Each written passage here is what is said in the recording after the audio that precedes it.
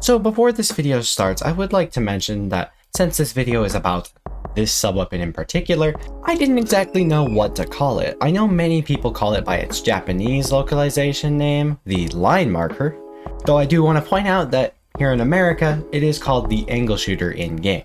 I ran a poll asking what you guys want me to call it, and not very surprisingly, you guys all voted for line marker. I also got some pretty good comments. I do want to mention that someone suggested to call it the angler.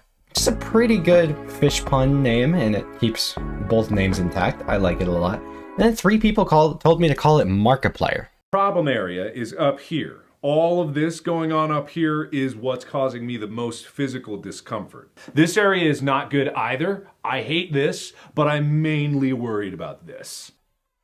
No. Each weapon in Splatoon 3 is made up of 3 different parts: main weapons, subs, and specials, each with their own balance and synergy with each other, which altogether makes a bad kit, a mid kit, or a great kit. Now, what really matters is the kit as a whole, but some subs and specials can be so bad that when a kit is announced with one, it can be very hard to make a case for it being good. For example, when Slosher Deco was announced, sure, some people saw a potentially fun kit, but many others just saw line marker and immediately called the weapon mid-tier. The same thing happened with the Big Swig Express Roller and the Rapid Blaster Pro Deco. But since the release of the Rapid Blaster Pro Deco, this weapon is actually shown to have quite a bit of synergy with the sub. Alongside also having a 180p whale, it's been enough to even see a little bit of competitive use. It's not good enough to be used over Ballpoint or the other Splatlings, but definitely a viable option for competitive play, which is a pretty high bar. This made me wonder, compared to the other bad subs in Splatoon 3, is line marker really the worst sub still? Since, I don't know about you, but looking at how much line marker can do on synergistic weapons, I'm starting to second guess line marker's bottom tieredness. Yeah, that's a word now.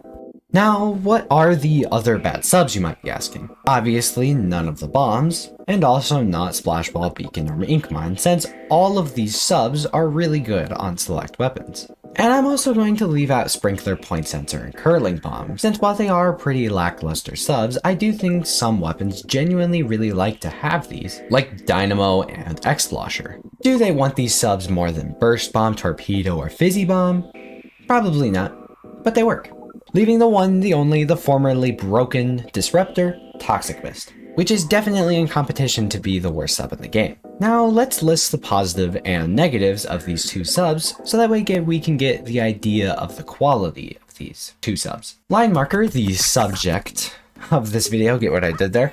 It is a very cheap sub, in fact it's the cheapest in the game, has a bit of paint, making it useful for painting your feet or short walls, something some marker weapons really like. It deals 35 damage on a direct hit and has a tripwire which lingers for 2 seconds and locates opponents if they touch it for 6 seconds, which are 2 more things some marker weapons really do like. It also has more than E-liter range, which allows it to bounce between walls for quite a while, which is really the only way to check around corners with this sub-weapon, which is a really big deal since pretty much every other sub in the game can check around corners easily. This is one of the big negatives of line marker. Let's talk about the rest of them, which the rest of the negatives with line marker are really that it doesn't do enough. It is a all-around sub, but a master of none. It can do quite a lot, and it can be useful on a lot of weapons, but it's not super good in any of the things it does. The location effect is pretty short, the sub is very precise, and the damage isn't super duper high. Now let's compare this to Toxic Mist. The sub is pretty unique compared to other subs, since instead of dealing damage, it applies a status effect, much like Point Sensor. Mist slows down enemies and drains their ink tank, making movement inside of the mist very much less than ideal. Also, if you're in enemy mist, you are visible and you make a sound effect, so you can't shark in the mist. This sound effect is also super useful if you want to check for people behind walls as a sort of pseudo point sensor. It also lingers in an area for about 5 seconds, making the sub a very interesting defensive and sometimes aggressive sub, since it can be spammed to hold down choke points pretty well, and sometimes be used to stop enemies from running away from you. Now, is this something bombs can't do? Well, no, but this is a discussion about Toxic Mist and Line Marker, both of which are basically great value bombs. So, go figure. Now, the main negatives of this sub are that if you want to use it aggressively, and defensively for that matter, you almost always need a full ink tank. Since this sub is as expensive as a splash wall, and unlike a splash wall, it doesn't protect you if you run out of ink. Also, you need the ink, since if someone decides they want to ignore the Toxic Mist, you need to be able to fight them. You can't just let them go through the mist unpunished. This isn't the biggest downside, but it is something to keep in mind.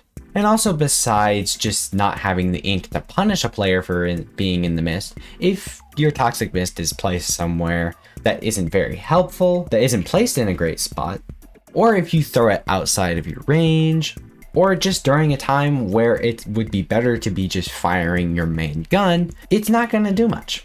This also applies if you just throw it out in the middle of nowhere, since enemies will just swim around it or even squid roll through it, which is a pretty effective counter to Toxic Mist, as long as you didn't start in the mist. So which of these are better?